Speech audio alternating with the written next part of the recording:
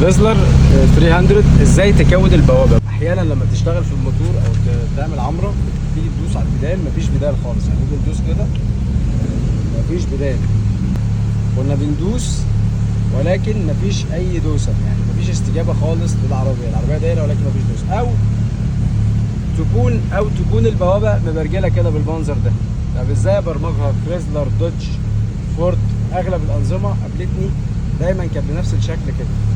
دي طبعا كريزلر 2012. شايف الايدل عايز مش مظبوط ازاي كده، البوابه عايزه تتكود، وزي ما قلت لك ممكن ما يكونش فيه دوسه اصلا. يعني العربيات الامريكي بقى نظامها كده، البوابه بتبقى راكبه والبدال راكب وكل حاجه تمام، ولكن مفيش اي احساس زي ما بقول لك، زي الفيديو اللي انت هتشوفه ده.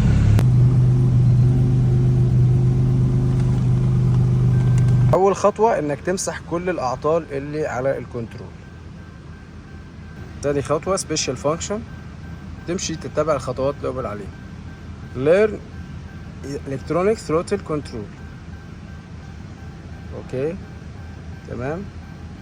هنا بيقول لي ايه؟ بيقول لي لازم يجيب درجه حراره كويسه، الكلام ده كله. هنا بيقول لي بريس اند هولد، هدوس دوسه طويله بالايه؟ بالبدال، وافضل دايس تمام.